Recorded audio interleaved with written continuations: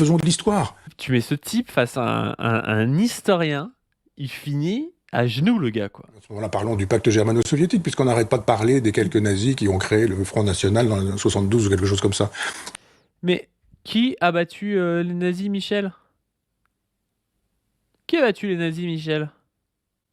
Parce que il y a quand même toute une partie de l'histoire soviétique du début du XXe siècle qui s'explique notamment par la volonté de pas se faire écraser par les nazis. Parfois aussi de gagner du temps. Parfois aussi, les soviétiques ont voulu faire alliance bien avant de faire alliance avec les nazis, ont voulu faire alliance avec les Français et les Anglais. Les Français et les Anglais ont toujours refusé parce qu'il y avait des mecs comme eux à l'époque qui étaient anticommunistes. Qui disaient ah non, les communistes c'est pas bien, machin. Donc en fait, ils ont refusé. Ce qui a fait que les soviétiques ont fini par faire une alliance ce qui n'est pas une alliance d'ailleurs, qui est un pacte de non-agression avec les nazis pour gagner du temps, continuer de se réarmer et on finit par vaincre les nazis au prix de 28 millions de morts. On peut cracher sur les soviétiques, mais c'est quand même un petit peu fort de venir cracher sur les soviétiques sur CNews pour réhabiliter le FN qui a été fondé par des nazis en disant ah oui, on dit que le FN a été fondé par des nazis, mais le pacte germano-soviétique, le pacte germano-soviétique, je suis désolé, quand on comprend à peu près l'histoire du XXe siècle, on peut comprendre ce qui s'est passé et on peut avouer que de manière générale, les soviétiques, ça a été la plus grande force anti-nazie et antifasciste de l'histoire du XXe siècle.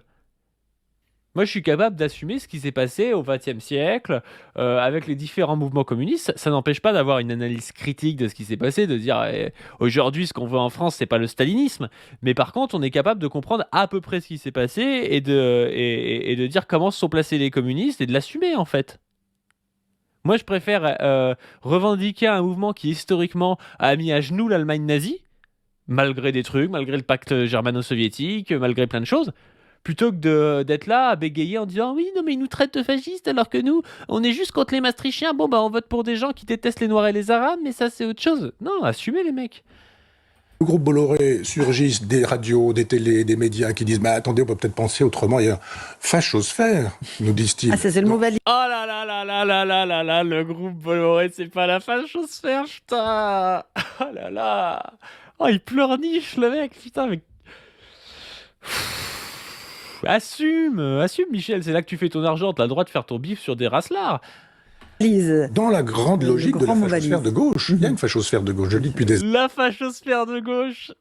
La fameuse fachosphère de gauche, putain, quel plaisir. années. Et ça se trouve repris, et très bien, parce que je trouve l'idée juste, évidemment, mais il y a une fachosphère de gauche. Je rappelle d'ailleurs, on n'a pas le temps de rentrer dans le détail, mais que la gauche et le fascisme entretiennent des relations très intimes. Il va sur Bolloré Radio, il réhabilite le Rassemblement National.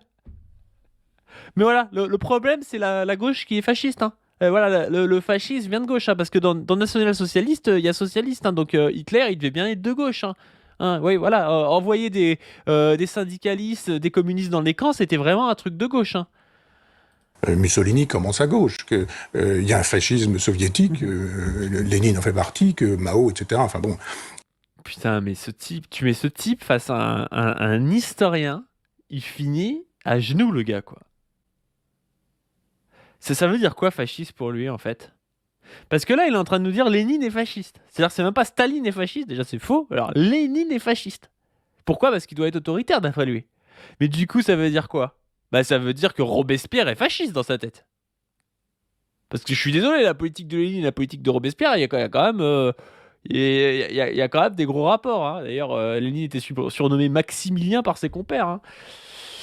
Donc voilà, on aimerait bien savoir. Ça veut dire quoi? Ça veut dire que toute personne qui a utilisé le pouvoir, et parfois de manière autoritaire, est fasciste dans sa tête.